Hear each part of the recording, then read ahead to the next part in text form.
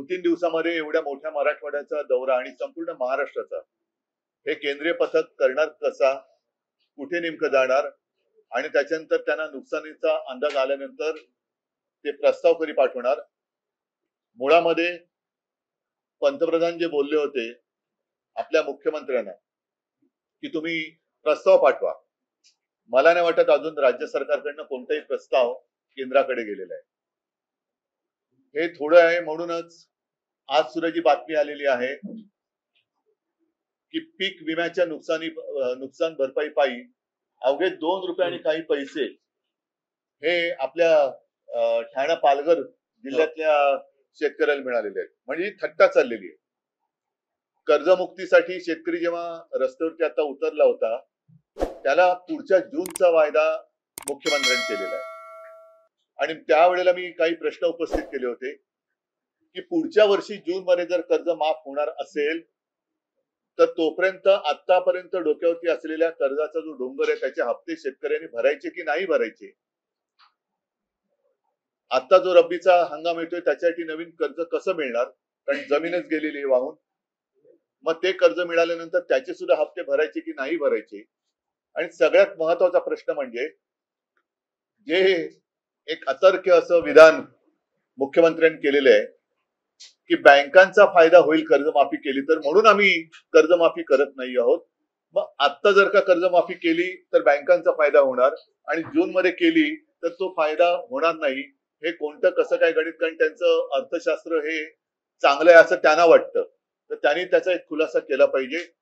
माझं तर स्पष्ट मत आहे, मी मुख्यमंत्री झाल्यानंतर माझं पहिलं अधिवेशन हिवाळी अधिवेशन आणि एकच अधिवेशन मी मुख्यमंत्री म्हणून झालं होतं नागपूरला. कोणताही अभ्यास न करता, कोणी मागणी न करता मी माझ्या राज्यातल्या शेतकऱ्याला 2 लाखापर्यंत पीक कर्ज हे माफ केलं होतं, मुक्त केलं होतं. आता ती सिस्टीम लागलेली आहे, ती माहिती गोळा झालेली आहे, डेटा सगळा तसाच आहे. मग जी योजना आम्ही यशस्वीपणाने अंमलात आणून दाखवली होती ती संपूर्ण सिस्टीम तशी आहे, डेटा तसाच आहे. तर त्याच महात्मा फुले कर्जमुक्ती योजनेचा दुसरा टप्पा सरकारने आता जाहीर का करू नये. आता जाहीर करू शकतात ते, कारण सगळं त्यांच्याकडे माहिती आहे. आम्ही कसं केलं, काय केलं हे सगळं माहिती आहे. शेतकरी आजही मी कुठे गेलो तरी सांगतो की साहेब तुम्ही आमची कर्जमुक्ती केली, कर्जमाफी केली, या सरकारला करायला लावा. म्हणजे आम्ही केलं होतं हे आता लोकांनी मान्य केलेलं आहे. आणि कोणाला विचारलं तर लोक सांगतात की तुम्ही केली होती. तर तो सगळ्या पूर्ण यंत्रणा तिकडे आहे, डेटा आहे. त्याच्यात आणखीन काही सुधारणा असेल तर ती करा, पण डेटा आहे. आम्ही कोणती अट शर्ती बिर्ती अभ्यास कोणती परदेशी समिती आमच्याकडे नव्हती, सगळं स्वदेशी होतं. आणि शेतकऱ्याशी आम्ही प्रामाणिकपणाने कर्जमुक्ती करून तसे वागलो. तसंच हे सरकार आता का वागत नाही. मी तर 5 तारखेपासून मराठवाड्यामध्ये संवाद दौऱ्यावरती जाणार आहे. इथे माझ्या कोणत्याही जाहीर सभा नसतील, शेतकऱ्यांशी मी थेट संवाद करणार आहे. जे पोकळ आश्वासन मुख्यमंत्र्यांनी दिलं होतं की दिवाळीपर्यंत, दिवाळीच्या आत काही पैसे शेतकऱ्याला मिळतील, काही पैसे त्यांनी काही हजार कोटी इथून तिजोरीतून रिलीज केलेत असं म्हणतात. तर मी शेतकऱ्यांना जाऊन विचारणार आहे. मिळाले असतील तर आनंद आहे, नुसतं काहीतरी आग पाखड करायची किंवा टीका करायला म्हणून मी जाणार नाहीये, पण ते मिळाले पाहिजेत.